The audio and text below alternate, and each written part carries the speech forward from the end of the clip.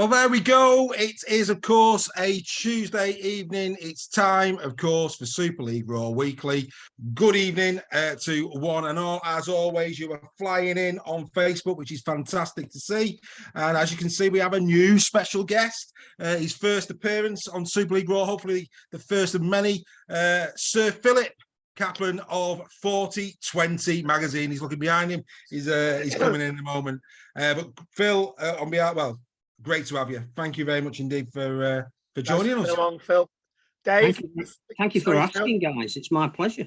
Yeah, sorry, just to interrupt, Dave. Have you remembered our friends on YouTube this week? Yes, our friends on YouTube. We are recording it. Of course, we upload it after the show to YouTube for a little bit later on. But no, great to have you in. Another phenomenal week of rugby league has just come and gone. Of course, this weekend we've got the added bonus of the NRL starting on Thursday morning. So plenty of rugby league on the way to the screen. So Phil, first and foremost, as you're with us, your thoughts on the start of Super League 2023 thus far? I'm not sure it could have gone any better on the field. Obviously, Saints gave us the perfect lift-off by winning the World Club Challenge, and I think that has probably changed some opinions in Australia about the value of the competition and also the World Club going forward. I believe that already it's in place for 2024 for the winners of the Grand Final to go over there and be the 18th team in their pre-season competition, which is great. I think we're starting to see that international calendar emerge a lot later than I think we all wanted, and that partly is down to the CBA agreement. But I think there is already a 3-test series for England in place for the autumn, if that can now be pulled off. Plus, you've got the European Championships now underpinning that, and great for Women's Rugby League that we're going to have the first ever European qualifiers for the World Cup in that as well. So I think on that front, positive start. As regards the action on the field for Super League, the first 2 weeks have been great. Some inconsistency of performance, which you expect at this time of the year. A couple of new names probably starting to come through in Warrington and Hull. We're interested to see how Hull KR are going to maintain their starts to the season. But the most important and encouraging thing, I think, has been the crowd figures.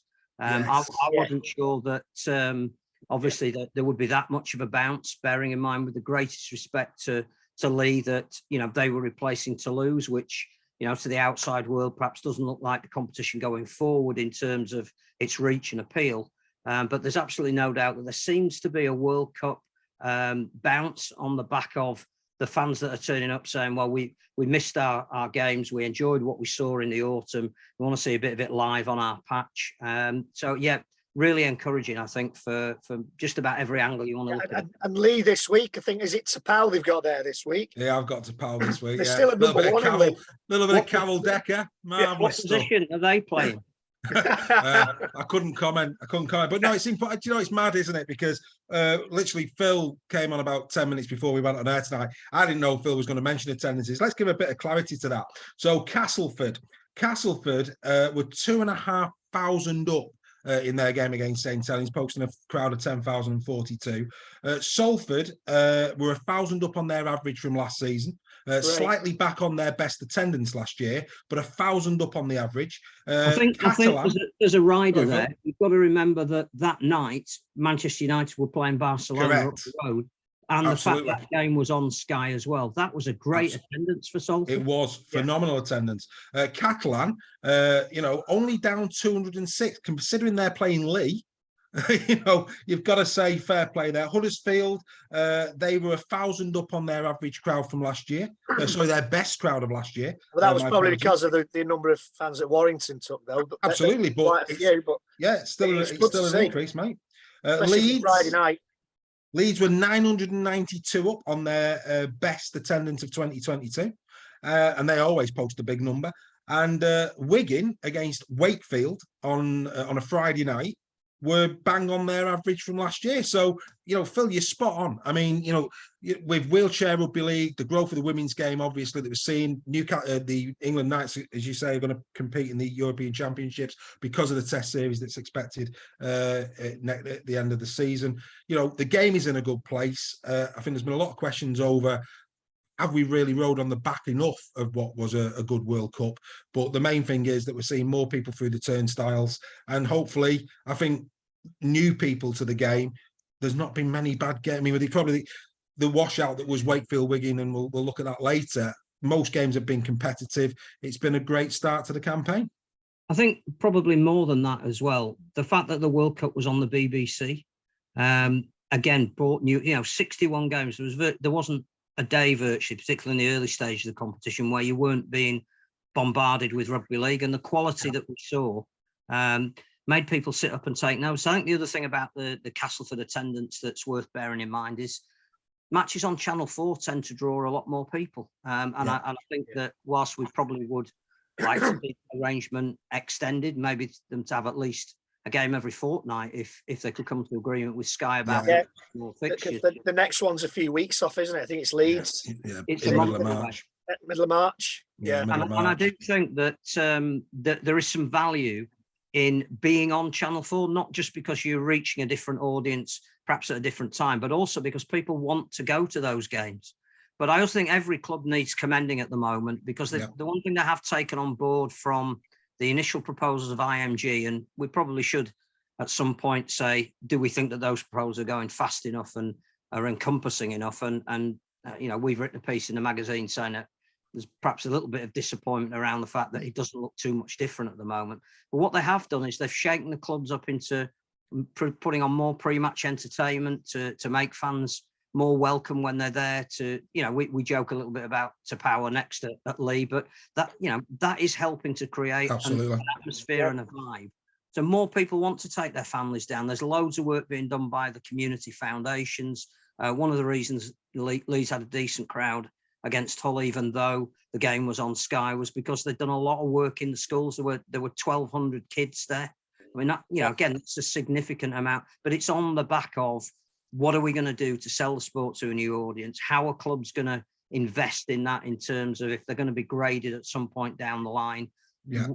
What areas are they strong at? And I think community engagement in these early parts of the season, we're going to have reconnected under Matty Pete with their community, and I think that will show in the attendances they get. Clearly, we're seeing that at Warrington as well, Phil. Well, I was going to say, for clubs like Warrington, there is an element of performance attached to that you can have all the bells and whistles that you want, but the hardcore attendance is going to be based on how well the team play. And the opening 35 minutes of the season, with the first home game, they proved to the doubters that perhaps, this might be their chance. Yeah. Well, let's not say that too soon. Let's not say that too soon. Let's not say that re-engage with the fans, because I think last year was such a disappointment, as it was at Hull. Hull have had a lot of season ticket holders this year because of the Tony Smith promise of what they might be. But if you look at what they were last year, by the end of it, they were shocking, and you wouldn't have been surprised if people hadn't renewed season tickets. So I think there's lots of good things happening. Hull KR are a classic case in point. Arguably, what they're doing off the field in terms of their new investment and board of directors and owning their own ground is probably more important than what they're doing on the field. But marry the two together with a successful first couple of weeks, and you can see why fans want to be down there. Well, in terms of shift forward, I think me and Greg have been saying this last season. I think off the field, KR in the last 12 to 18 months have probably been one of the most progressive clubs in Super League, because you can see what they're trying to achieve, and they're trying to get all the ducks in a row, the new branding, all the rest of it. They've done a really good job of that. So dare I say, without wishing in any way to detract from what they've done, because I think they are one of the success stories at the moment. They were one of the very few teams that went to Toronto who are now in Super League. The Super League teams didn't get the chance to go there and experience that Toronto pre, post and during game experience.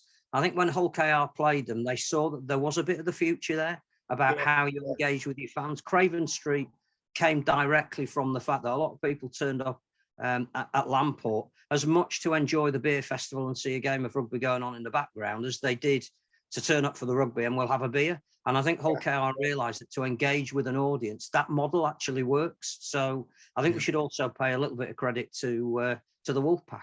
Yeah, it's very similar, isn't it? It's very similar to what the Toronto were doing with the kind of the bars at one end of the ground and the street food, etc. Yeah, it's good. It's good to see. It's good to see.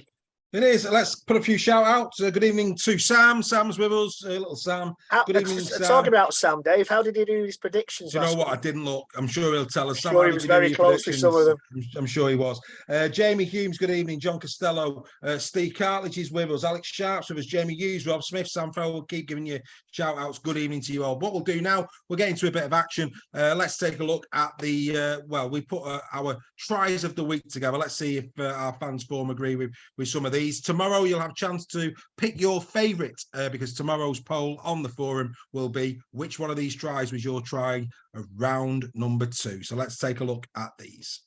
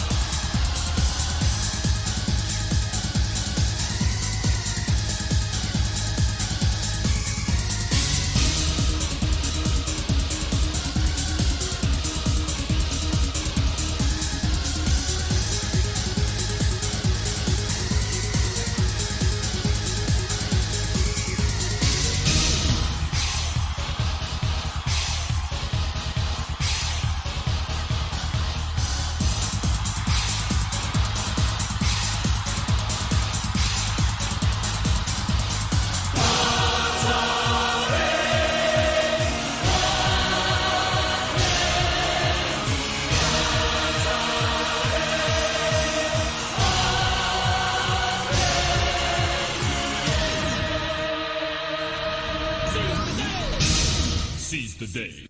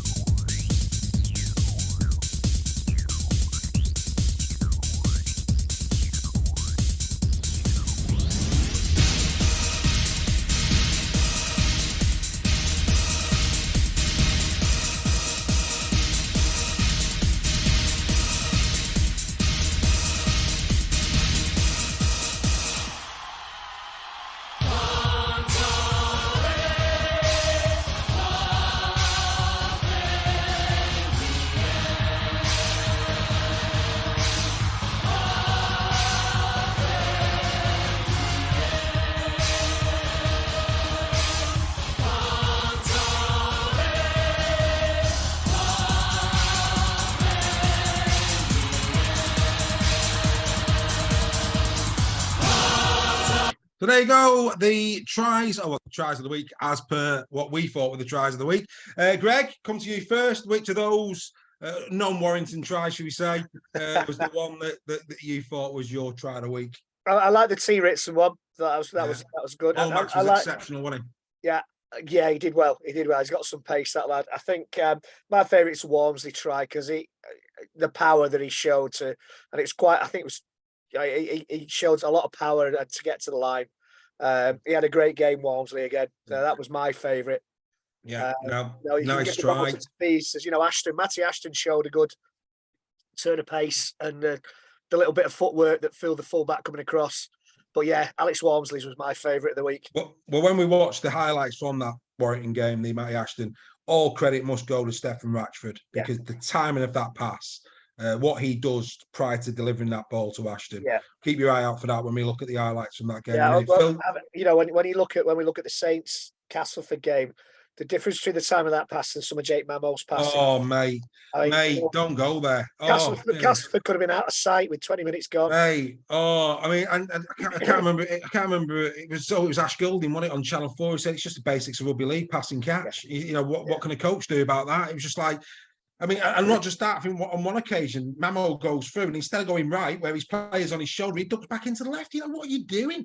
I mean, but that's the enigma that he's Mamo. He can be outstanding in 1 minute, and then his head just goes the next. It's just, we saw that at Warrington first. And Phil, what was your favourite of that lot? None, obviously not Cruz Leemans, obviously, but I think the first thing to say is that package is exactly what Channel 4 used to sell American football in the 1980s. That when you can see that quality of athleticism, skill, and entertainment, all in a quick fire package.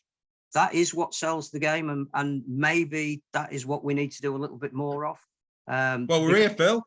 We're here. You know, we just need a platform, but we're here. We do it. Well, you know, you can pixelate me out before 9 o'clock. It's all right. I don't mind. I think the thing about that is we need to tell the world what the names of these people are, because clearly, you know, there are stories behind a lot of these people scoring tries. Personally, for me, I thought Adam Swift's was the best one. Bearing in mind that was the closest game of the round and wasn't a lot between the teams. Clearly, Leeds suffered the same as Castleford did with creating chances and not taking them. And then that actual move started 90 metres from the whole line, from a very near 40-20 from Blake Austin. And within 3 plays, they're busting up the middle, and Swift is supporting, you know, off his wing. I just thought that had everything of a great rugby league try about it. It was. Yeah. I think Reece Martin giving his time again. When we get to see that in the proper highlights in a minute, you see Reece Martin. He's just ball watching, you know, and I think he'll be disappointed with allowing. But I mean, a great line from Griffin. It will, you know, brilliant line. It was the short pass that came from Jordan Lane, who isn't really renowned necessarily for his distribution, so wasn't expected. But the line that Griffin came on the inside rather than the outside, and then for Swift to come off his wing and support him, I just thought that was a classic rugby league try. Try. Yeah. So Dave, yours? Alex. Well, I'll get to mine. Alex Sharp's having a laugh here. He said this was the Castleford wingers. Shocking, Alex. Shocking. Absolutely. Mate, I think, do you know what? There were so many good ones. Yeah. You know, that was, you know, it was which ones to leave out really this week, because I liked the Harry Smith one at Wigan. I thought that was a good build up, and I was pleased for Harry Smith. You know, he had a torrid first game at Hull KR. You know, with his boot, wasn't at the races at all. Saw a nice article today in the League Express around Harry Smith that actually for every try, £100 is going to a registered charity. A young lad with a terminal illness, a 13-year-old. He's buddied up. His sponsors are going to give £100 for every try, and I think it's £10 for every kick. So they worked out that if he had the same season this season as last, it'd be about £1,500 to that charity. So that's a nice thing. That's a nice little side story. Yeah, I'm talking about that. The New England shirt is by multiple disease. Yeah. I tell you what, better than the one that he wore in the World Cup. It's a beaut. It's an absolute stunning shirt. I'll be investing in that, I think. Yeah, me too. Nobody complaining that it's got orange in rather than red. No, absolutely not. Absolutely not. Wayne, of course, staying on at England. Phil, is that, you know, are you happy about that? Sean Wayne remaining on? What I'm happy about is that it's a 3-year deal. That it takes us to the next World Cup. We need some continuity. He is going to have to oversee a change of senior players. 100%. Whether that's going to change the style of play, whether that's going to, you know, look at slightly more inventive young players in his squad rather than perhaps going with the tried and tested a little bit too long, that I don't know. I'm just pleased there's that level of continuity. If we were going to make a change, it probably would have been now, and the next incumbent would have had to have taken us into the next World Cup. The question would then be, who is available? Is anybody better though, Phil? You know, I mean, pride, passion, he's been there, he's won Super League. You know, other than this attachment to, let's be fair, players that, as you rightly say, I think need to be moved on to allow. I mean, for example, Gary Schofield mentioned it. We were talking about Sam Tompkins last week. You know, Sam Tompkins is not the starting fullback for England anymore. Wellesby is, and you can't put Tompkins in the halfbacks because you've got the likes of Johnny Lomax there. So he's got to move him on. And sorry to butt in there. I thought Sean Wayne got found out against Samoa in that if he couldn't bully a team and his team got bullied, he didn't have a plan B. And that was quite clear against Samoa. Can I throw in an alternative to Sean? And I think we're all agreed that perhaps he is the right person with where we are at the moment to take them to the next World Cup, because the one thing he will have behind him is that experience of disappointment this time around. And I think you can build on that. You know, we're not talking about they need to be fitter or stronger. Every nation is at the top level is playing virtually, you know, to the same level. It's the 1% difference within the minds of the players that are playing. And that might be carrying the disappointment for a lot of them of missing out in a semi-final that they really should have won. And that golden point extra time period was as poor as anything we've seen. In fact, decision making was shocking. Was St Helens in the World Club. You know, that's the way you play golden point. Absolutely. But I think if you're going to go with a younger group going into the 2025 World Cup, and we assume at this stage that the bulk of that younger group will be the guys who are playing for St Helens at the moment, they're going to be the spine and the core of the team. Then I think there was a case for doing something really, really radical. And don't let Gary Schofield hear this clearly. But I would have appointed Justin Holbrook as the England coach, and I would have had Danny Maguire as his assistant. I wouldn't have had Justin coming over for the international against France. I would have left all that to Danny, in the understanding that if it all goes well, Danny then takes over as the England coach post the 2025 World Cup. I think you've got Holbrook, who's brought up this group of St Helens players who will play for him, and the way he wants to play is a very enterprising way of playing. It's the traditional way that we enjoy our rugby league over here. I think he then keeps an eye on the 10 players who are playing in the NRL at first hand, knows what he wants from them, spends time with them, probably has a couple of camps over there with them. Danny then can inculcate the way he thinks the game should be played, which is not that dissimilar to the Holbrook method for the players over here. You see a younger team playing France in the mid-season international, see the more experienced ones coming together, the two coaches coming together at the end of the season, and you do that for 3 years. I reckon we'd have a pretty decent chance of at least making the World Cup. But on that, I mean, there's the touch of the Gareth Southgate's around that. Should Danny Maguire have then, if Danny Maguire, you see Danny Maguire as a future England coach, should he be more the European Championships that are happening this summer? Should he be integrated into that? I think we've got to be careful about how we brand these European Championships. It is England who will be playing. There may well be some senior players who don't make the squad or are coming back from injury against the Pacific nation that we believe will be playing at the end of the year. I don't think we should call them the England Knights. I think that's disrespectful to Scotland, Wales, Ireland, Serbia, Italy, France. This is England. And you can play two Englands at the same time. If we can't get a squad of 40 players across the domestic game, then we're fooling ourselves that we'll ever catch up with Australia. So I don't think we look at it as the England Knights. I just think what we do is we put Danny with the elite senior players when Justin Holbrook, say, comes over at the end of the year, and Paul Anderson overlooks that team that is playing in the European Championship. But you've got a proper pathway then that you can look at. I think the England team that plays in the European Championships this year will be the core of players who may well play in the 2025 World Cup. So there's got to be continuity. Yeah. Phil, do you not see Ian Watson as a future England coach?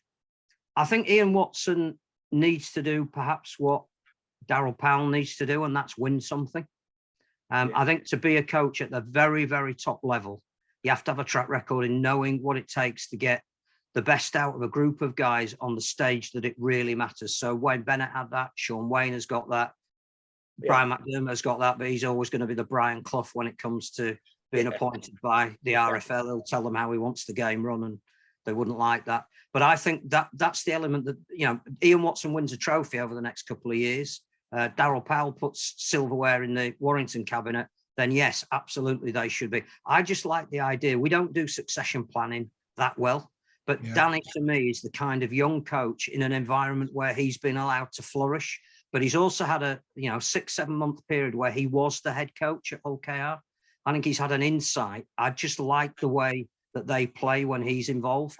And I think England should be a team that is expansive. I think what let us down, as you hinted at quite rightly in the semi-final against Samoa, was it's all very well, and this is not to detract in any way from the person's name I'm going to mention, bringing Chris Hill on when you're 20-12 down.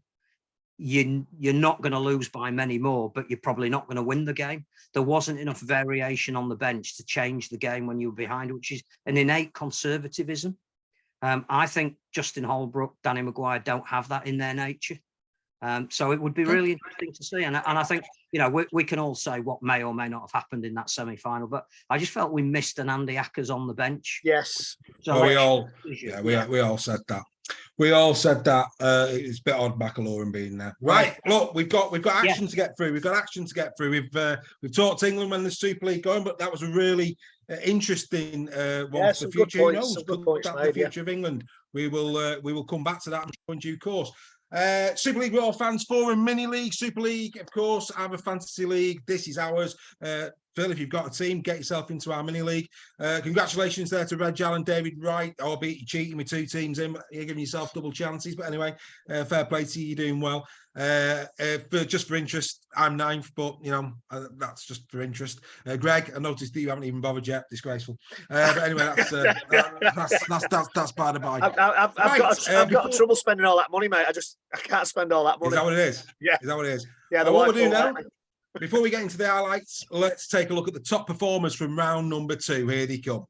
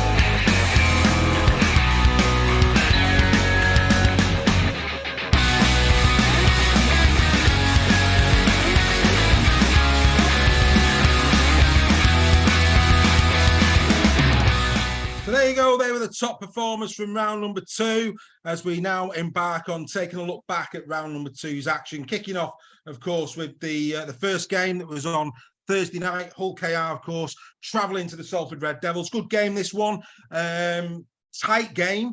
Did we expect KR to be this competitive on the night against Salford? No. I think they're the surprise package so far, Hull KR. Yeah.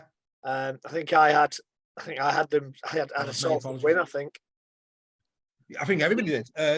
We all did. We all went Salford. Not one of us predicted a Hull KR win in this one. I mean, Abdul, I think Willie Peters said set first half a bit average with the boot. Second half really took control of the game. And again, decision making. I mean, I remember in the second half, Dion Cross, just having scored his try, should have passed and went for glory on second. And just decision making in big games can cost the team. But no, like you say, really impressed. I'll tell you who impressed me quickly for Salford before Phil bring you in on Hull KR.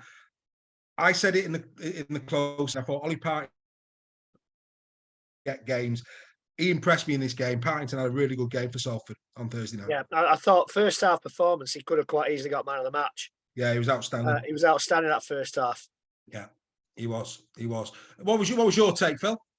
I thought it was a brilliant February performance from Hull KR. The bulk of their tries came from kicks based on territory. I think we're looking at 3 different seasons within Super League in terms of weather and how you play. So this time of the year when it's cold and the ball doesn't do much and the ground might be a bit damp, it's your kicks, your kick chase, it's your goal line defence. It's the simple things. If you can play expansive rugby at this time of year, that's great. But I suspect that this was a play to the conditions performance from Hull KR. I think you're right that clearly the kicking game of Jordan Abdul's was the difference between the teams. I think Ian Watson will be a little bit upset perhaps that those kicks weren't covered as well as they could have been. You don't know, again, what the games the week before take out of sides. Yeah. I think that Salford were magnificent in the first 20 minutes against Lee in the first week. I think they had the proverbial kitchen sink thrown at them. And I suspect that took more out of them than Hull KR, who I think were dictated to Wigan the way that game was played in week one. Yeah. So yeah, in terms of energy, bearing in mind that Thursday night again is a shorter turnaround. I just thought Hull KR looked to have more energy about them and capitalised on it with Abdul's kicking game. It wasn't flash, but very, very effective. Really pleased for Frankie Alton. Obviously started off the bench for this one. We were big fans of Frankie Alton last year. Obviously, and took this really. It's a lovely kick. I mean, it's a beautiful kick through the line. Well done to Frankie. Delighted for him. Surprised that he didn't start, if I'm being honest, but did really well. And that finishes the day on Cross. Well, I'm not sure in the official highlights if they show the second one that Cross, for whatever reason, rather than carrying on out to the right-hand side, tried to do the same again and cut back in. Yeah. If it had passed it, there was a try went begging there. Yeah. I mean, he took this one well. He took his try really well, but he just got a bit greedy for his second. I mean, don't get me wrong. If he'd have been big Alex Walmsley, he might have gone in. Big Alex crashed over. I think aside from Wigan and what they did this week, most clubs are butchering opportunities at the moment because so much of the pre-season is strength and conditioning. You've got to get the guys up to a level where they can play at this level of intensity week in, week out. And that's normally not around handling skills. That will come as the season progresses. I think that in every game, you'll see examples of guys who butchered opportunities that they won't probably when the weather's a bit nicer in May time. Well, I was surprised that, again, credit to Willie Peters, because, we thought last week that it'd be Senior that came in on the left-hand side for the injured Ryan Hall. And, of course, he went with Sam Wood. And Sam Wood, on the night, bags himself too. Had a great game. Yeah, I mean, we were saying last year, Sam Wood had an absolute nightmare in that first game against Wigan last year. And he bounced back last year really well. He's a decent player, Sam Wood. Yeah. He's got a big future. Yeah, he has. Yeah, and Ryan Braley. Ryan Braley had a bit of a shocker. He had a Richie Myler, didn't he? He had a Richie Myler against Warrington.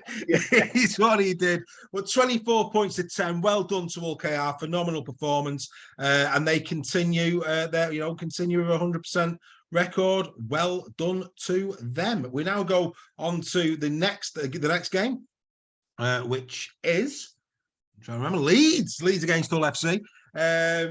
And again, I tell you, had a good game in this one. Brad Fash. Thought Brad Fash played really well for FC. Talking about Brad Fash, what is it with mullets this year in Super League? Haven't got a Scooby-Doo, mate. Haven't got a Scooby-Doo. I thought I was in Back to the Future at one point. There were that many mullets. Yeah, absolutely. I mean, I'm a little bit jealous, obviously, but the mullet is back. I mean, I never knew Richard Madeley was so fashionable. But there you go. You know what I mean? That's my problem, that I couldn't follow the fashion even if I wanted to. But it's not with the shaved sides that gets me. You're a little bit ahead of me, and that's the no stakes, Phil. I mean, Cameron Smith, the two Camerons had a good game in this game as well. Both Cameron Smith for Leeds and Cameron Scott for FC. The young Hull player had an absolutely fantastic game, Cameron Scott. He made a mistake towards the end, which took the gloss off things a little bit, but he had an absolutely fantastic game. Tex Hoy, Phil, your initial impressions of Tex Hoy? I think it's the combination that he's got already in the middle of the field. Two guys who came from Newcastle that clearly know each other. I think that's helping him a lot. That's giving him the space to do what he does. I like him. I also think that Chris Satai, who gained the offload there, a lot trimmer this year. I think the work of Jason Davidson as the conditioner in Hull, who's gone to join Tony Smith again. We're going to see the best of Chris Satai as the season wears on. He was an absolute monster off the bench. The Leeds pack couldn't handle him. Thought he was fantastic. We like Satai. Will Lazzoni be similar, Phil? Sorry? Lazzoni, what's your initial impressions of Sam Lazzoni? He hasn't had a pre-season. He got here late because of visa issues. He didn't play for the last 14 weeks of the NRL season last year. Just pause a second, Phil. For those watching, watch Reece Martin. No, Reece, mate, what are you doing there? Just didn't read the play. Dear. Didn't read the play. No, we just ball watched there. Sorry, Philip. Just wanted to make sure people caught that Reece Martin was watching Jack and Ori at that point. Carry on. I would pay credit to the angle that Griffin ran. Absolutely. He almost blindsided him. No, I think that Lissoni, again, is another one who will get stronger and play more minutes as the season goes on. But at the moment, he's being nursed through games because he clearly isn't at that level. Same with Justin Sangare. You know, I know he played a season in Super League last year, but he's not played at this level for big minutes. His body is huge and needs a tuning to what's required from him. So I thought he had a better game this week than he did last week against Warrington. Yeah, I just think as the season wears on, both Lissoni and Sangare will give Leeds the size that they need in the pack. And there's my mate. There's my mate going in for his try. I don't. Forgive me, Phil. I'm not a fan of Foster. I think for such a big unit, I think he's been very underwhelming since he joined Leeds. He has, but I think him and Nene MacDonald will give them a different point of attack this year. The one thing about Fussy Tua is he hasn't had the fitness, but if he does, he is a proven and prolific try scorer, and he does make big meters out of defence. Fair play. But obviously two games, 2 defeats for the Leeds Rhinos, 22-18. Hull go marching on. Interesting that Jake Clifford got the 3 Man of Steel points. Cameron Scott getting the Albert Goldthorpe. Just trying to just very quickly remind myself. Jordan Abdul got the 3 Man of Steel points and the 3. I thought Brad Dwyer was Brad Dwyer again, came on and livened Hull up, and you know he created that winning try. Brad Dwyer, that's what Brad Dwyer does. I mean, I think. I mean, I know Jared O'Connor's going to be giving his shot, but I don't know. I think Dwyer, Leeds could regret that. I really do. I think I really do. As the season goes on. Watch out for Corey Johnson though, because the main reason that Brad Dwyer was released by Leeds is they have a young kid who, again, if he can get on the field, could really be something. Fair play, Phil. Well, you're closer. You're closer to it than us. Right, the demolition job. Oh, Mark Applecalf, look away now. After what can only be described as a decent showing at home against Caplan in round 1, this happens. And I mean, hint of forward here from Toby King, little hint of forward, but it wouldn't have mattered at all over the course of the 4 little hints of an obstruction as well, maybe. Yeah, a shepherding. Wigan. I've seen them given.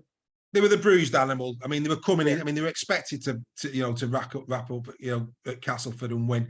Hull KR and win. They didn't. Then they're playing Wakefield. For me, it always had the chance of being this. I was quite pleased because I had Liam Marshall as my captain in the fantasy league, and he scored 4 tries, every cloud and all that. But Wigan didn't play. Mentioned Harry Smith's kicking game against KR. Everybody expects Wigan to be competitive. We've actually, both Greg and I, the fans forum, have put Wigan as regular season winners as our tip. Would you go along with that, Phil? No, I've got Saints up there still. You got Saints. I just think that the youngsters that they blooded last year will fill in where necessary for the more experienced players this year, and they'll still be the team to beat. I think I had Wigan second, but none of us really know before the season starts. The concern for Wakefield would be that already the coach is apologising and questioning the effort of his players. We're only in week 2. I think they missed a huge opportunity not beating the Dragons in week 1. That when you looked at the Dragons side was a winnable game. And one thing we do know from watching Super League every year is that the team that can get away with the better start has got the chance of staving off relegation. And I think that was an opportunity for Wakefield to put 2 points on the board in week 1. Just all that didn't. I think has perhaps been behind this performance here, that belief looked like it had completely gone, systems out the window. And as you say, I don't think it tells us how good Wigan are, because it became an opposed training session. I think Wakefield's heads went down quite quickly in this game. Yeah, which would be a concern. Absolutely. I mean, absolutely. This is shocking. This is schoolboy defending, and that's insulting schoolboys, really. Yeah, well, just a few hellos. Freddie McGilvery's with us. Uncle Freddie is with us in the house. Vanessa Gray, good evening as well. Richard Turner, Graham Parrish, as always. Dave Wright, who'll be happy to be where he is in the league table. No surprise that young Sam has put Ashton's tries as number one. No real surprises there. Steve Wilson, Hull FC. You must be delighted, Stephen Tracy, up there in Hull, the way your team have started the campaign. But, Phil, something that you just said there, I just want to touch on. So you're spot on. Wakey had an opportunity against a depleted Caplan Dragons side. Then Lee go to a stronger Caplan team and really take him to the limit. Can we, I mean, again, only round two, can we read anything into that? The fact that Caplan have played both Wakey, both Lee, both expected to be battling it out for relegation. Lee, we'll see it in a minute, but, Lee better against a stronger Catalan and in Perpignan.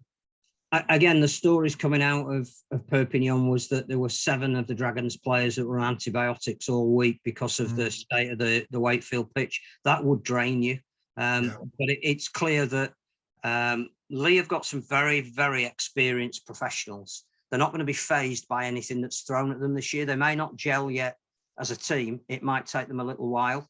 But you just look at Wakefield and you just think there's too much of an inconsistency there between week 1 and week 2. Lee have played at a level that, they were good against Salford. They were really good, but they just didn't quite have the Super League nous to break down a team that, has been to a grand final, was semi-finalist last year. They've then got on a plane and gone to Perpignan. Not the easiest thing to do. They're going to struggle this week because apparently they've had a horrendous journey coming back. It's how you react to all of that. And the fact is, they've shown more this within 2 weeks of the season than clearly Wakefield have. It's a massive game for Wakefield this year. And what would be even worse for Wakefield is there's some doubt about whether their game will go ahead against Huddersfield because of the state of the pitch at Bellevue. Yeah. If it doesn't, to then have that disruption of not playing this week. For both teams, because let's be fair, Huddersfield have had a week off. Then Warrington, if they was to lose that game, not play that game, it's a. I mean, for me, if that pitch isn't playable, it should be played at the. I mean, it's not that easy, I know, because John Smith might have football on, but for me, they should forfeit the game for me. Does that not lead to a points deduction if the pitch is unplayable? Again, I suspect that comes down to the fact that. Why have we got to this stage in the season when we're looking at a pitch that has issues with it? Apparently, there were some over the pre-season games as well. But the fact that Catalan were quite vehement, even having won the game, straight after in the post-match press conference, that the dressing room was littered with players who had horrendous cuts, that immediately, we shouldn't be talking about the Wakefield pitch now over a week later. No. Something should have been done about that. Yeah, completely agree. Well, Harry Smith got both the 3 points in the Man of Steel and the goal for. This is Warrington against Huddersfield. Good to see George Williams starting the season strong for Warrington. Had a really positive start, hasn't he? Yes, I think the fact that Josh Drinkwater's a controlling halfback is helping him. He can do the off-the-cuff stuff now. Thought Matty Ashton was superb in this game. Besides his 2 tries, he was in amongst it all through the game. He's a class player, Ashton, and he's lightning quick. I saw a cheeky post on social media where they posted a picture of John Bevan and Matty Ashton, and it just said, "When you know, you know." And I thought that was a brilliant one. Well done to Harrison there. In fact, I'm just going to take that back a little bit because we haven't mentioned this, but if we just take this back, okay, watch Harrison. He's at the bottom of the screen now. Watch Harrison. And look at where Cassiano is now. Look at where Harrison is now. Look at how much space is between them. Watch what happens at this play the ball. Harrison now, he knows what Cassiano's going to do. He's telling him. He knows exactly what he's going to do. That's superb to see. 2 forwards like that who are so in sync. That just bodes well. It just bodes brilliantly well. Harrison has been a revelation. Many people were surprised when he got the number 8 shirt. I know he's playing loose forward at the moment, but I think loose forward is his better position, if I'm being perfectly honest with he's you. got the engine. He's got the engine, but obviously Josh Maguire's coming back, isn't he? So yeah, he's not going to get in at prop. That's why. But Darryl loves the project, and James Harrison was his project last year, and the benefits of that are now being seen this year. What I like about Warrington after the first 2 weeks is their balance. I think you're right to pick out Drinkwater because he hasn't got any of the plaudits, but he's playing on the back of a pack that is constantly moving forward, even with the rotations off the bench. Yeah. That's giving him the ability to then say to Williams, you take the free rein like you did with England. That's a very, very different Williams to the one we saw last year when he was playing behind a beaten pack and having to try and remedy the situation himself. All round, Warrington look like they have a really decent squad with players still to come into it. But I think the thing that both coaches said after this game is the intensity and quality of this game was right up there, that whatever the final result, and it might have hinged, as you say, on Huddersfield not yet being game ready as Warrington are, having played in week one. Some of the individual stats, some of the collisions, some of the key performance indicators would say there wasn't much between these two teams, which is why it's important for Warrington that they came out on top, because those were the things they weren't doing last year. We saw it in the stats you put up earlier as well. Isan Masters on debut, 270 metres in a beat. Amazing. Yeah, that's amazing. a hell of a stat. I think the thing with these two tries at the end, Warrington were out on the feet. The thing that won Warrington this game was in the first half. I think it was the last 20 minutes. They just defended their line, and that's what won them the game. That Huddersfield just couldn't break through, and they got the 2 late tries. I mean, I'm a Warrington fan. I'm going to praise them, but the defence in that first half won them the game. Well, there's 40 playable balls, because Powell said it, didn't he? There was 40 playable balls in Warrington's 20. They had 37% possession. There was 2 things about Warrington last season. And, you know, Alex Sharp, my old mate, Alex, is in the chat here giving us a bit of grief, saying we all know what happened after 3 games last year. Yeah, we did. After the match, Powell came out and said, in terms, I can't remember the 3 words he used, but something like, you know, commitment and another, he mentioned 3 words. I don't know if you remember him. And it was about his defence. And he said, look, not many people are going to be talking ill of our defence this season. You know, that's fighting talk. Warrington last year had very, very poor defence, and they had a pack that couldn't go forward. They defended against a quality Huddersfield side, you know, so they've shown they've got that about them. And 3 of the top 5 hard meter makers in Super League, hard meter makers being those who play in pack positions, 3 wear a Warrington Wolves shirt. Paul Vaughan, James Harrison, and Joe Bullock. That, for me, bodes very well for Warrington. Those were the 2 areas last year. They've always had the strike. I mean, we saw that at Huddersfield last year when Duffy scored his 4. They've always been able to, you know, they've got pace in the back line. They weren't winning the middle battle, and the defence was leaking. 2 games in, very early days, as a Warrington fan, I'm not getting carried away. Anything could happen. But on the face of it, those 2 things that hindered them last year appear to be in good order in the first 2 games. And they seem to be enjoying themselves, which they clearly weren't very much last year. Yeah, absolutely. Yeah. Williams got the 3 points in the Man of Steel, and actually James Harrison for the goal for. Now we go to that very tight game at Catalan. Catalan, of course, against Leigh. We're delighted for Tom Johnson. I'm sure you are, Phil. You know, he's had some torrid years with injuries. Great debut against Wakefield, and then, of course, backing up against Leigh with a very good try in the league game as well. Yeah, absolutely. Really pleased for him, because it could have gone one or 2 ways. It was a move where I think he felt he needed to get away from Wakefield just to see if he had got over that, you know, disconcerting run of injuries. The fact that, you know, concussion was perhaps tempting him to even finish with the sport. Send him to a completely different environment, completely different way of life. And it's been the making of him. I think with Fuad Yaha being out as well for the first 5 or 6 months of the season. Yeah, shame.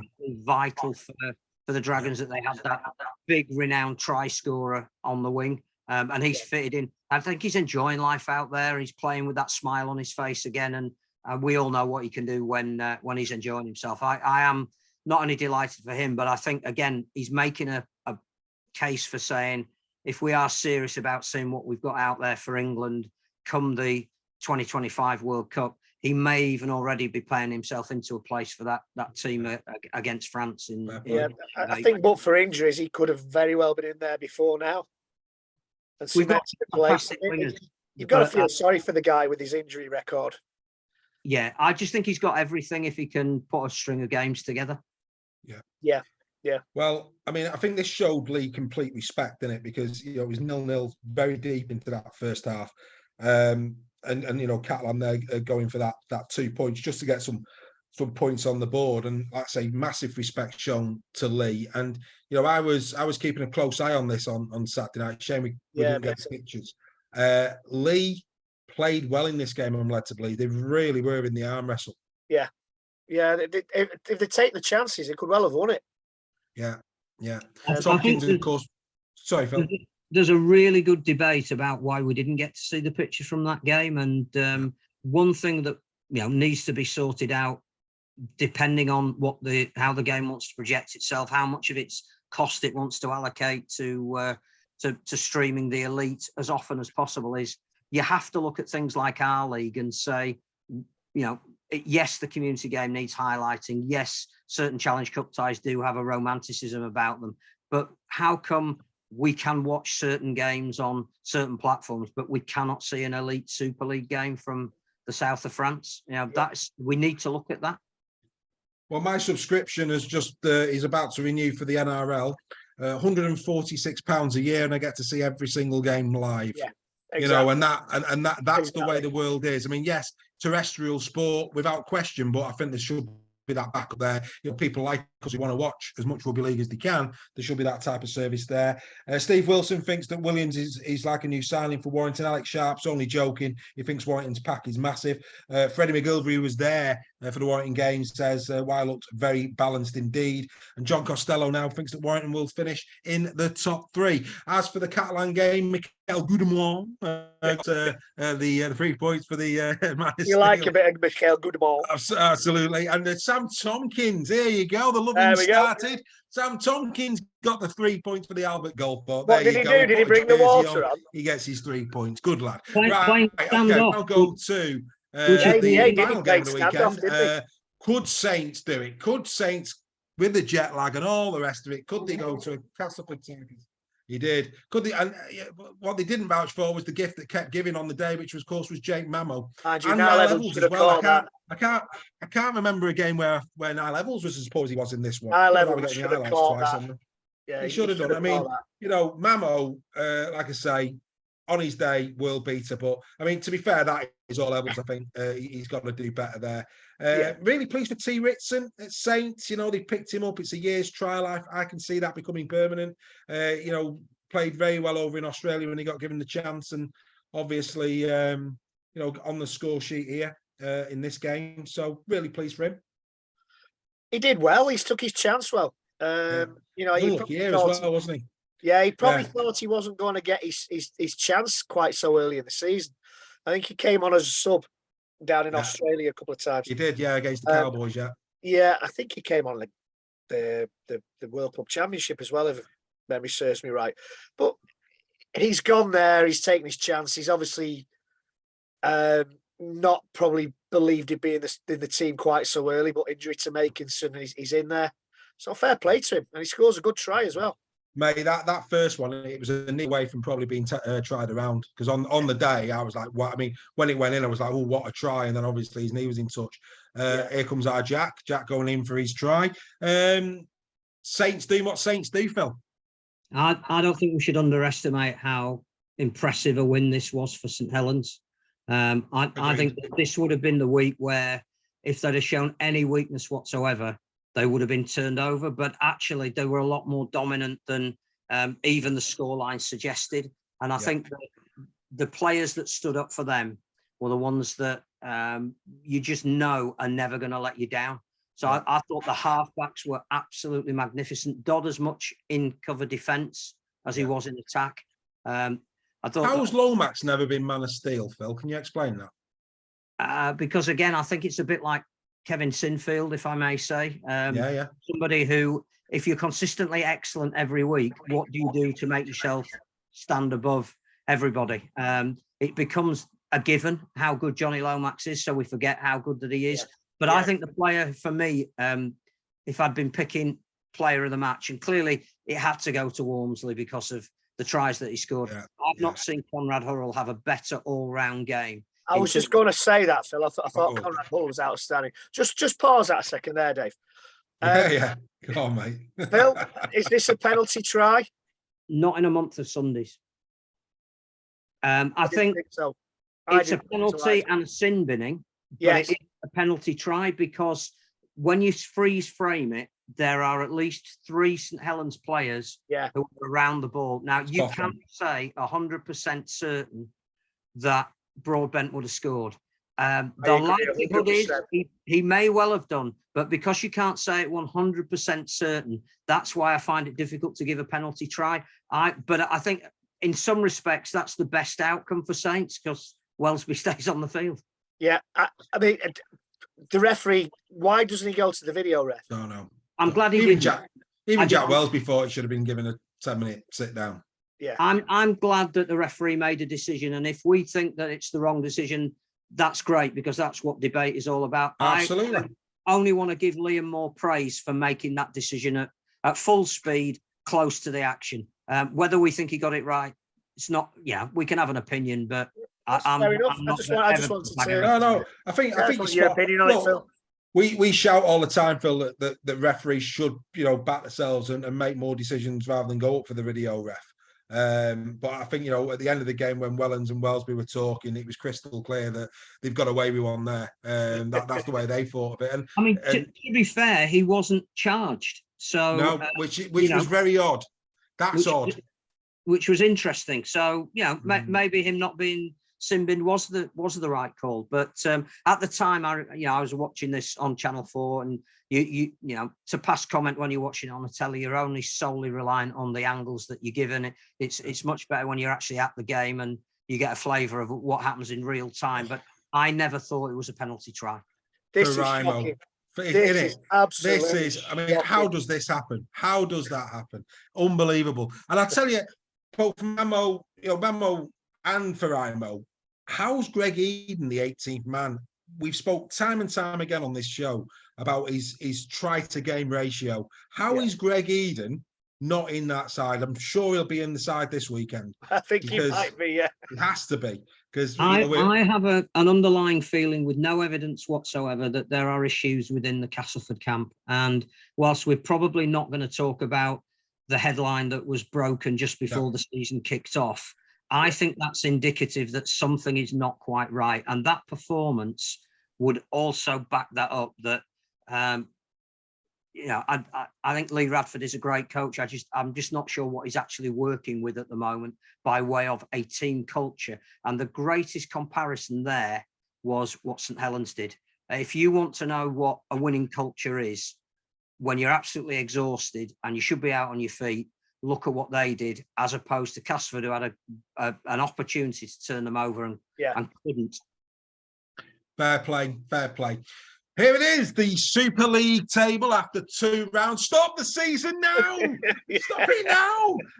But no, look, who'd have thought that the 2 Hull sides, Warrington after their season last year, you look at the 4 teams that have won both games early doors. I don't think anybody would have had those 4 teams as the teams that have been 2 from 2 after 2 rounds. So it bodes well for the competition as the competition goes on. But Warrington lead, then of course the Robins Dragons, and all the way it goes down to Trinity. The only thing that if you're a Trinity fan, 18, -18, the Leopards, -74 already for Trinity. That could be crucial this season in that battle for relegation. Right, what we're going to do in a moment, we're going to look at the round 3 fixtures, but before we do, we know where we're going. It's Greg's favourite 3 minutes of the week. It's time for Team of the Week, the Super League Raw Team of the Week. Here it comes.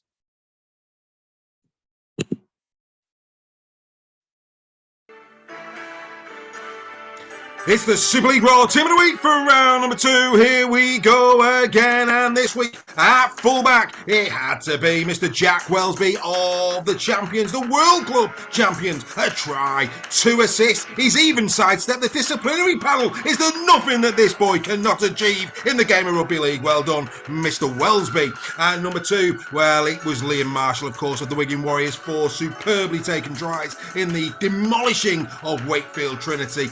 2 clean breaks on the way to 140 metres. Well done, Mr. Marshall, leading the try scoring charts. And number 3, staying there week on week, Liam Sutcliffe of Hull FC. He just can't be moved. Another try and 124 metres to boot, making sure that it was Hull who were victorious at Headingley. At number 4, it will be Sean Kenny Dowell of Hull KR. Yes, many did question, could they go to the Salford Red Devils and post a win? He did 2 brilliant assists in this game, 125 metres. He was outstanding once more. At number 5, well, it has to be the winger fantastic for the Warrington Wolves, Mr. Matty Ashton. As a Huddersfield fan said, how quick is he? 2 tries, a clean break, 247 metres. Mr. Ashton, player of the year last year, on his way to Warrington Wolves player of the year this year. At number 6, Johnny Lomax of St Helens. No real sign of any jet lag. Another fantastic display from Mr. Lomax. Never been man of steel, but he's already in our team of the week. Well done, Mr. Lomax. At number 7, it's Harry Smith. Okay, but you can only play the competition that's right in front of you, and he was superb against Wakefield. A brilliant try, 2 assists, 8 goals. What more do you want? Mr. Harry Smith is our scrum half this week. At number 8, well, it had to be big Alex Walmsley, back from Australia with a bang! Superb tries, both of them. One of them, get out of the way! Oh, Mr. Kenny Edwards was left on his derriere! 163 metres. Great to have Alex back in the Super League. At number 9, yes, he was on the losing side, but by God, did Cruz Leeming try his best to galvanise the Rhinos against Hull FC. A brilliantly taken try with the offload off Sangaria. Good assist as well. 10 dummy runs, unlucky sir. At number 10, it will be Romain Navarrete of the Caplan Dragons, of course, brought in from Toulouse at the end of last season, and this was a very, very assured display from the prop forward. 34 tackles as well as 130 metres. At number 11, playing in the second row, not centre this year, Josh Griffin of Hull FC. We like Mr. Griffin here at Super League Raw. A fine assist in this game, good tackles, but more importantly, 162 metres, laying the platform for Hull FC. At number 12, well, it was James Bell. Yes, James Bell. No Curtis Sirenen, but Mr. Bell stepped in and he was very good, very workmanlike. He was very, very good in this game. Superb, sir. And finally, number 13 will be Mr. James Harrison, keeping his place week on week. He just stayed on the shoulder, and Mr. Cassiano, didn't he? And he knew that he could get his second try in as many games. It's like a bus. 2 come along at once. Well done, Mr. James Harrison. And this is your team of the week for round number 2. Team of the week for round number 2 is in the bag yet again. We've got Sean Kenny Dowell, Liam Sutcliffe, James Harrison remaining in the team week on week. They're not budging in their positions, but yeah, a bit different to what's been posted on the official Super League site, etc. This is our team of the week. Greg, enjoy that, sir. Welsby sidestepped the disciplinary. You, sir, are a god. Oh, you know me, mate. Always going for a liner. Yeah, but there you go. There's our team of the week. What do you think? Can't argue. Can't argue. What's your thoughts, Phil? Happy with that one? I would have had Cam Scott in there. I thought it was absolutely outstanding this week. I picked him for the gold thought points at Headingley, and I think his influence on a game that was the closest of the weekend, he probably deserves a shout. Fair play. With the exception of Mr. Scott, though, you're happy?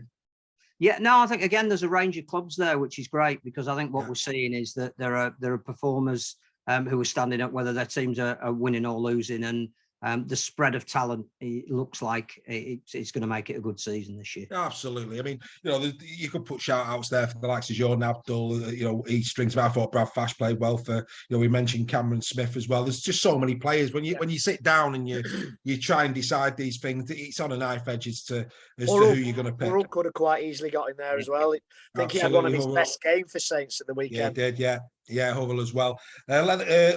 Super League Fans Forum members, let us know what your thoughts are. Were you happy with our team of the week this week? Let us know. Right, let's get now, before we get into the predictions. Greg, turn away now. Here it comes. Oh dear.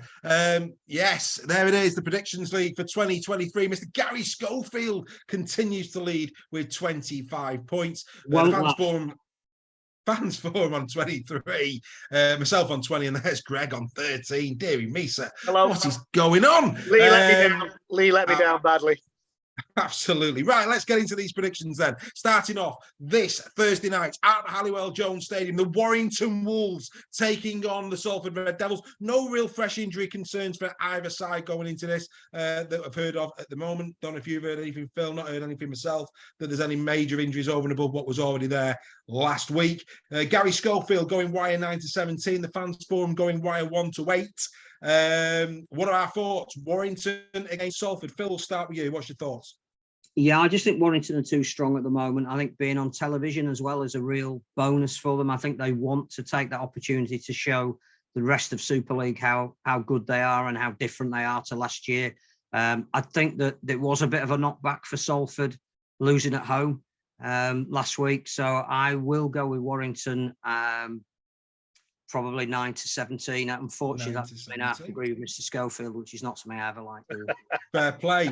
Yourself, Greg, how do you see this wire against Salford? It's always an interesting one with Salford. They always put our bogey team, mate. Yeah, yeah, you know, they are. We present ourselves in a box with a ribbon and a tie on it when Salford come to town. Usually, like, we are the gift that keeps on giving when Salford comes to town. I think it might be different. And I'm going Warrington, and I'm going Warrington 18+. Well, you going a biggie? Right, yeah. Well, that's interesting. So myself and Gary Schofield going 9-17, Fans Forum 1-8, and yourself 18+. The wire against Salford. Catch the action this Thursday night on Sky Sports. At the game that to celebrate International Women's Day, the women and the girls players are doing a lap of honour at half time as well. So that's fantastic, and they'll be sure to get a rapturous applause from myself and my son as they pass the North Stand. Right, you might see a couple of familiar faces in there, Dave.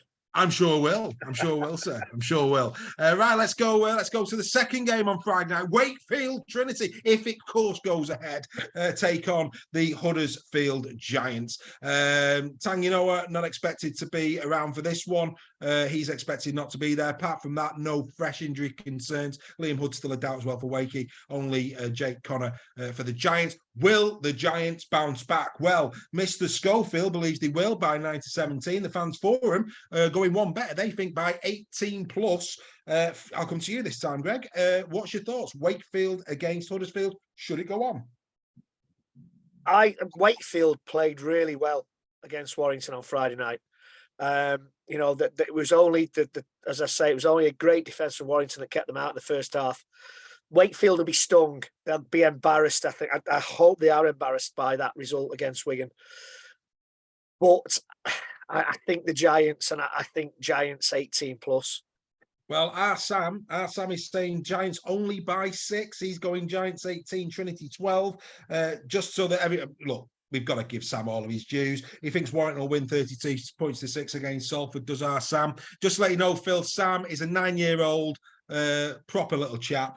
Plays with my son in local. And Phil, if you want this weekend's lottery tickets, Sam's the man. Sam's the man. So we always like to give Sam a little bit of a shout out. What's your thoughts on this one, Phil? Wakey Huddersfield. Sam's the fan we're trying to attract to rugby league. So more power to you, Sam. Absolutely. Greg, what score did you go there, mate? 18+. You're going 18+. So I'm going 18+. The fans are going 18+. Gary 9-17. Phil, what's your thoughts? Yeah, I think Huddersfield are going to be so much better for that first run out of the season. I think if anything held them back against Warrington, it was the fact that they were still a bit rusty, having come off a longer than expected pre-season. I suspect that if Huddersfield are going to be the team that we think they might be this year, that they wouldn't want to register a second defeat. I don't think they will. I think their armoury is such that they've just got too much attacking prowess against a Wakefield team that never really got off their line on defence. The easiest score to go for is the one that you both have, which would be the Giants 18+. I actually can't see it any other way. Although Wakefield have a pretty good record against Huddersfield, I think, in the same. Yeah, they do. Yeah, Salford do against Warrington. I would like to think there would be a response from Wakefield, but I cannot see it. No, I don't think many people can. And I think if it was 18 plus, again, I go back to that points difference. It could be getting pretty grim. You know, when Martin was with us a couple of weeks ago, Martin Salary, he said he was quite impressed by Matt Applegarth. By Lord, has he got a job on if they go 3-3 from 3 defeats? But anyway, that's for later in the day. Then we go to this little cheeky one: Hull KR taking on the Lee Leopards. Yes, KR, what can we say other than outstanding thus far? Gary Schofield sees this as an 18-plus win for KR. The fans forum going 9-17. Phil, I'll start with you this time. How do you see this one? KR against Lee. Can Lee go close again? They can, because I think they're built with players that will keep them in matches. I think the issue, which Adrian Lam has already highlighted, is they had to spend an extra day in Perpignan because there were issues with the flights. I think the journey that they then eventually had to take home was a lot longer and more difficult than they'd anticipated it would be. They've done very little training and preparation this week. I suspect that Hull KR had such an impressive start to their season at home that they'll want to keep that going. I suspect that they will win, but I think it'll be 9-17, because I do think that Lee are just harder to break down than Wakefield are. But I think that this, you know, Lee will wait until they get back home next week before I think they may well pick up their first win of the season. Fair play. Greg? Yeah, I can't see anything but Hull KR win, I'm afraid. And I'm going 9-17. I think Lee, I don't think it'll be the pushover that many expect. I think 9-17 Hull KR. Yeah, Lee have been disrupted, but they've got some good players. Yeah. And players who've stood up to adversity in the past. They've got some flair players. I just think Hull KR are on a roll. Confidence is high. Lee will be a little bit tired, a little bit undercooked because of what, as Phil said, what happened in Perpignan. 9-17 Hull KR. Greg is going Lee on gas, Mark 3. Steve Wilson, he's going Rovers 9-17. Kobe McGilvey, Hull KR by 12. Freddie McGilvey, Hull KR by 8+. And our mate Sam, Hull 24, Lee 10. I'm going Hull 9-17. We now come to game of the week. Let's do a little bit of a preview of this little cheeky one.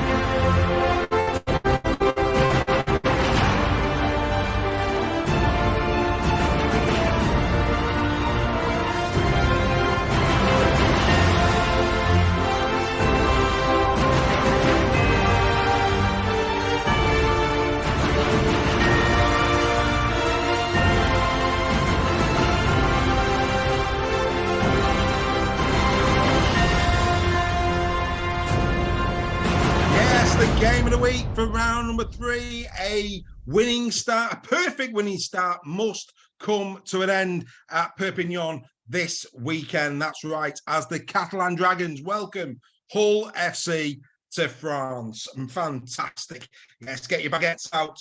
Get out there to lovely Perpignan. Right, okay, there he is, Mr. Tom Johnson. Plenty of players out, of course. We're not expecting no Mike McMeekin still, no Yaha, Mitchell Pearce still a doubt, Mike Whiteley still a doubt, Adam Kieran's still a doubt, as is Manu Mayu. Hopefully that's not the case, because he'd love to go up against his former employers, of course, in there as well. No Truman still, no Wynn, no Shaw, and there's going to be checks on the likes of Savelio, Jordan Lane, Liam Sutcliffe, Carlos Tomavari. So yeah, a couple of bruised teams here. But again, tough one to call this one, based on what we've seen thus far. Gary Schofield sees it as a tight game, sees Hull coming out though with the win, 1-8, as do the fans for him. Are we underestimating Catalan here? I don't know. What's your thoughts, Phil? I think the great advantage Caplan have got is that they're at home 2 weeks running. So yes, I think that stands them in good stead. I think you contrast that to the fact that Hull had a really short turnaround to go to Leeds last Friday night. They'd gone from Sunday to Friday. Tony Smith was saying in the post-match press conference that it's almost cruel. They then got to get on a flight and go to the south of France. I think this may be one step too far for a very promising Hull team. They've had a couple of victories, but they haven't been ultimately convincing in either of them just yet. The second half against Castleford threw up some concerns, and whilst they did really, really well, having gone 18-16 down with 9 minutes to go to turn it around against Leeds, the game again they could easily have lost. So I think Tony Smith will tell you that Hull are not the finished article at the moment. I just suspect that the preparation will be better for the Dragons. I think they will have a couple coming back. I'm going to go Catalan 1-8. And I'm delighted about that because I'm not following Gary Schofield for one. Fair play. I think the interesting thing as well, I mean, again, whether this is a red herring or not, but in the league, I think it was probably from the post-match interview or words he said to the press recently, Tony Smith has actually indicated that he's going to ring the changes for this one, which was quite interesting, and actually warning the Hull FC fans that that's just what he's going to do, and they're going to have to expect that he's going to do that. So who those changes are is a question mark this side of the contest on Friday night. Greg, what's your thoughts, mate? Yeah, I think Hull are on a kind of on a crest of a wave. But as Phil says, that they've won, but the Castleford game was a they could have quite easily lost that game. They could have quite easily lost against Leeds. Yeah. I think again, I'm agreeing with Phil here that Catalan have not had the disruption. They could have a couple of players back. If Tony Smith does ring the changes, that will disrupt a winning team. Yeah, I can't see him making too many changes. Maybe starting with Brad Dwyer or whatever, or using Brad Dwyer in a different way as a halfback, maybe. But I'm going to go with Catalan. I'm going 9-17 Catalan. You're going a big one there, mate. I've gone 1-8 Catalan. Well, that's 9-17. So I'm all of us seeing it close by you, mate.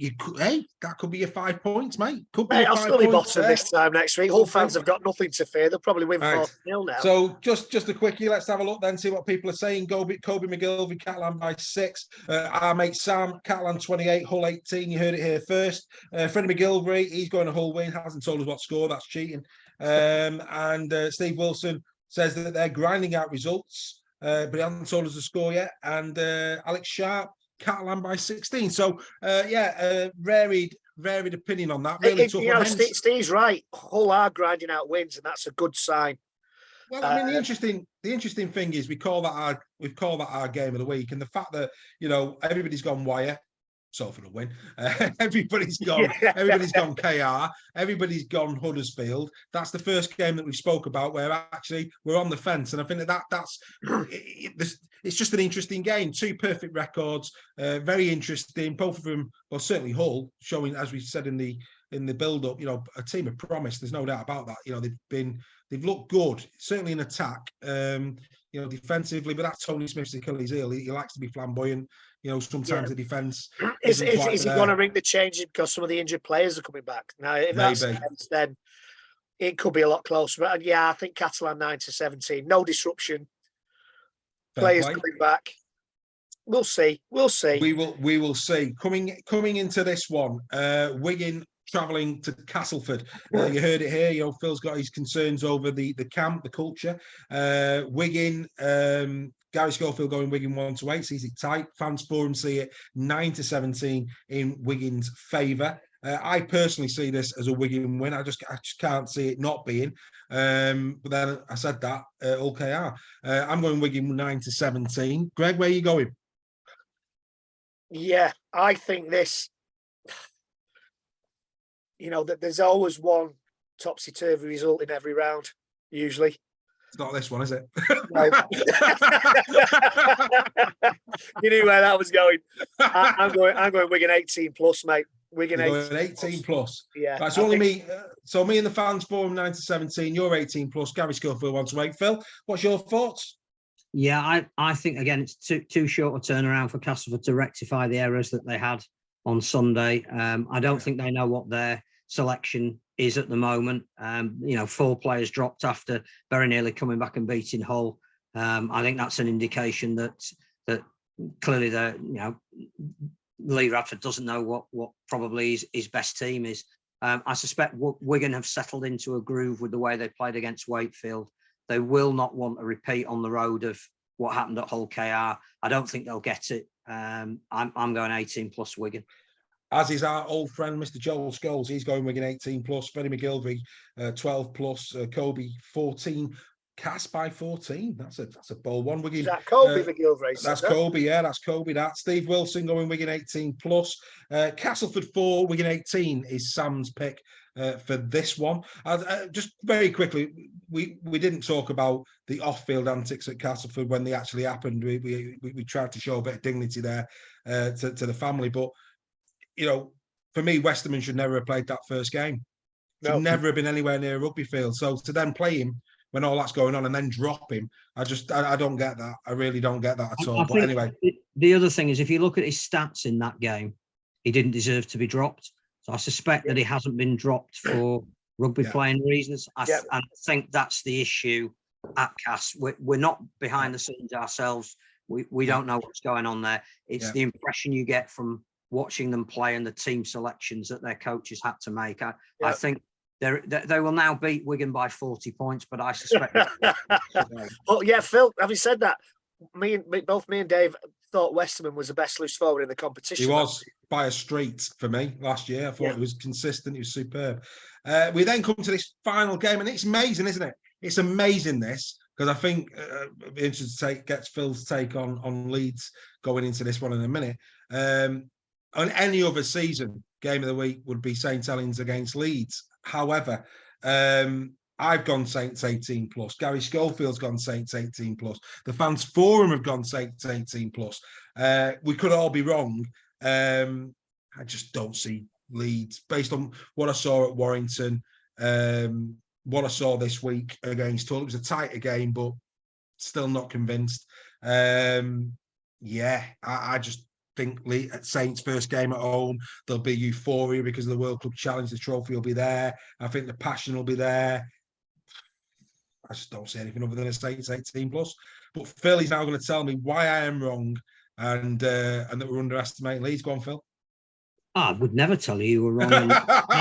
My tipping record would back that up. But I would say 2 things here. One is, why on earth are we having 5 games on Friday night competing with each other? That's a debate for another day, but that I do not understand. And you've highlighted that the game of the week might actually not be the one that's on television, which again, nonsense. We won't get any pictures back from what you've quite rightly highlighted as the game of the week. But I think Saints are more vulnerable this week than they were last week. Talking to people who have experienced playing in Australia and what it takes out of you physically and mentally, there are some endorphins still in your system that get you going for the first game, that get you up because people keep saying there's no way you can win it. Your body does funny things to you in that second and third week when you're back. Leeds have experienced that when they went to Melbourne. Now, I know that Paul Whelan's tried to rest a couple of players, but he's still not going to be with James Roby, possibly not Mark Percival. They're big losses. This is a repeat of last year's grand final. Leeds progressively better in week 2 than they were in week 1. So with no logic whatsoever, but just to be completely contrary, I'm going Leeds 1-8. Fair play to you. Fair play to you. And interesting you mentioned there about, the week, the second and third week when they get back from Australia. Interesting that Whelan said, didn't he, after the Castleford game, that he was giving them the week off after this Leeds game. So once the Leeds game's done and dusted, he's gonna give them that week off. Greg, how are you seeing it, mate? Well, Leeds have had a poor start, haven't they? Yeah. Shocking. Leeds have had the usual poor start to the season. Saints are on the crest of a wave. Nobody really expected them to win by the margin they did against Castleford. A great performance. Leeds 90-17, because I agree totally with Phil. This is when it hits them. They've gone to Australia. They've had the adrenaline pumping through the system. They've had the fanfare. Quite rightly, they've had the fanfare as World Club champions. Leeds have been close, getting better. That game against Warrington second half was a better performance. They could have won against Hull, and I agree with Phil, because I think it's the week after you get back that it hits you. And I think it's a psychological thing as well. Yeah. You have to be on such a high to beat Penrith that you've got to come down from that and go back up again. And even the greatest of sides cannot peak every single week. There has to be a dip. Now, it may not be this week. They may win by 40, but they will pay a price for going to Australia, even if it's a couple of weeks losing games that they shouldn't. This could be one of them. They played on Sunday as well. Quite why they're making. Why are they making Saints play on Friday when they play? But they always do that, mate. I mean, that's just. We're always on about player welfare and Good Friday and Easter Monday. Spoke about that. Player welfare. They've flown to the other side of the world. They've flown back. They played on Sunday. Should they be playing on? I mean, No. Should they be playing on Friday? No, they shouldn't. No, they shouldn't. And it's wrong, and Sky are wrong to put. No, you're right. We've had Leeds for the last 2 weeks on TV.